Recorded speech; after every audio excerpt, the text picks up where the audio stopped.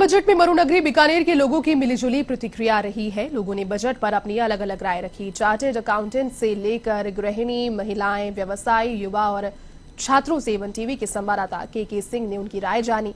इस दौरान महिलाओं और गृहिणियों ने बजट को अपनी किचन के लिए कुछ खास नहीं बताया, तो वहीं कुछ लोगों ने इसे हालांकि हवाई बजट भी करार दिया।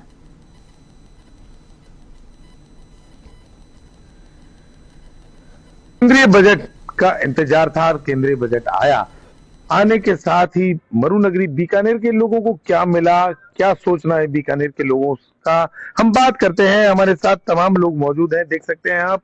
सभी लोग स्टूडेंट वर्ग की बात करें, चाहे चार्टर्ड अकाउंटेंट की बात करें, सभी वर्गों के लोग हैं जो कि कामकाजी महिलाएं भी हैं, सभी लोग मौजूद हैं। हम बात करना चाहेंगे सीए हैं सुधीर शर्मा जी, बात करेंगे। तो बजट सरकार ने पेश किया है, हमारे वित्त मंत्री ने, लगता है कि ये बजट नहीं होकर एक तरीके से विजन डॉक्यूमेंट है और अगले कुछ सालों का 10-15 सालों का विजन सरकार ने अपना इसके अंदर दिया है। एक बहुत बड़ा चेंज इस बजट के अंदर देखने को मिला कि जैसे विकसित देशों के अंदर बजट आता है, वहां किसी स्पेसिफिक प्रोजेक्ट का नाम नहीं लिया जाता, सिटी का नाम नहीं लिया जाता, किसी इंडस्ट्री का नाम नहीं लिया जाता, लेकिन पैसा अलॉट किया जाता है। जैसे वंदे भारत की बात करें तो सरकार ने यह कहा कि अगले 3 साल के अंदर 400 ट्रेन चलेगी। आप ये देखें, ये बजट आज तक का सबसे छोटा 90 मिनट में दिया गया बजट है।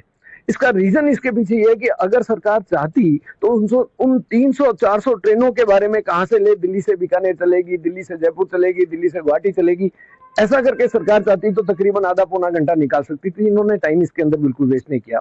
दूसरी तरफ देखें तो इस बजट को इन्होंने बहुत संतुलित करने की कोशिश की है। नदियों में देखें तो नदियों की कनेक्टिविटी की बात की है, पहाड़ों में देखें तो पर्वतमाला की बात की है, सड़कों के अंदर देखें तो 25,000 किलोमीटर की नई सड़कें दी गई है। बीकानेर के लोगों को क्या मिला? नहीं साहब, ये पर्टिकुलर एक सिटी के लिए कोई बजट नहीं था, केंद्रीय बजट था। अगर बीकानेर चाहे तो सोलर के अंदर जो पीएलआई लिंक 19,500 करोड़ का बजट दिया गया है, मेरे को लगता है कि बीकानेर उसमें से बहुत अच्छा अपना हिस्सा निकाल कर ले जाएगा। ये कुछ गृहिणियां भी हमारे साथ हैं, हम उनसे बात करेंगे। आपका क्या कहना है बजट के लिए, क्या कहेंगे? मुझे नहीं लगता मैडम ने हमारे घर पे जो घरेलू जो गैस के दाम है उनकी समस्या के ऊपर ध्यान दिया है, लेकिन मैडम ने इंफ्रास्ट्रक्चर के ऊपर और पीएम आवास योजना, इन चीज़ों के बारे में ध्यान दिया है। थोड़ा गैस के दामों पे भी ध्यान देना चाहिए था।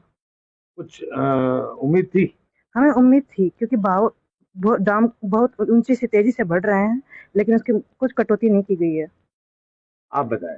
ई पासपोर्ट को प्रपोज किया है डिजिटल चिप के साथ, और e way bill end to end encrypted किया गया है इस बार, और भी जगह एलोकेट किया गया है सोलर प्लांट की, और मेक इन इंडिया को प्रमोट किया गया है। 60 लाख न्यू जॉब अपॉर्चुनिटीज मिलेगी। आप स्टूडेंट्स को ये लगता है कि जॉब अपॉर्चुनिटीज में आपको बेनिफिट मिलेगा? हाँ, 60 लाख में से कुछ तो मिलेगा ही। चलिए आप बताएं, आपका क्या नाम है? मेरा नाम नौतन शर्मा है। देखो, कैसा है बजट बीकानेर के लिए? क्या बीकानेर के लिए ऐसा कोई स्पेशली कोई खास नहीं है। इसके अंदर बीकानेर के अंदर केंद्रीय मंत्री जी हमारे बीकानेर से बिलोंग करते हैं, वहाँ पे हैं, लेकिन उनको देखते हुए भी यहाँ पर भी इस प्रकार की कोई घोषणा नहीं की गई है। बजट के अंदर सिर्फ घोषणा ही घोषणा है, लेकिन उनको ये नहीं बताया गया है कि ये घोषणा हर साल होती है, लेकिन ये कोई पीरियड नहीं बताया कब पूरी होगी, कब इनका मतलब इसको इम्प्लीमेंट किया जाएगा, ऐसा कुछ भी नहीं बताया। सिर्फ बता दिया ये हम करेंगे, ये करेंगे, कब करोगे ये तो बताओ हमें।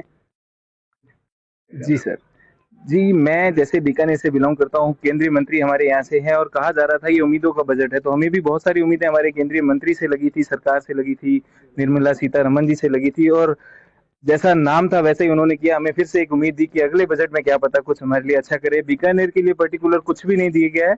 हाँ जरूर, जैसे बेरोजगारों के लिए उन्होंने कहा कि खूब सारी भर्तियां निकलेंगी, नए रोजगार निकलेंगे, पर ये क्लैरिफाई नहीं किया कि गवर्नमेंट में निकलेंगे या प्राइवेट में निकलेंगे, कौन से स्टेट में निकलेंगे, क्योंकि जहां जहां चुनाव है वहां तो बहुत कुछ उम्मीदें दे दी है, अब हमें अगले साल के लिए उम्मीद करना होगा। चलिए, घोषणाएं तमाम हुई, क्या कहेंगे आप? बीकानेर के लिए क्या कुछ मिला? वित्त मंत्रालय निर्मला सीतारमन जी ने टैक्स स्लैब में कोई बदलाव नहीं किया है। आम आदमी को कोरोना महामारी में उनको उम्मीद थी सरकार से कि वो टैक्स स्लैब में कुछ बदलाव करें, पर उन्होंने कुछ भी टैक्स स्लैब में बदलाव नहीं किया है। आम आदमी इससे निराश है और व्यापारी वर्ग भी काफी निराश है इस टैक्स स्लैब। आप खुद व्यापारी हैं? जी चलिए आप।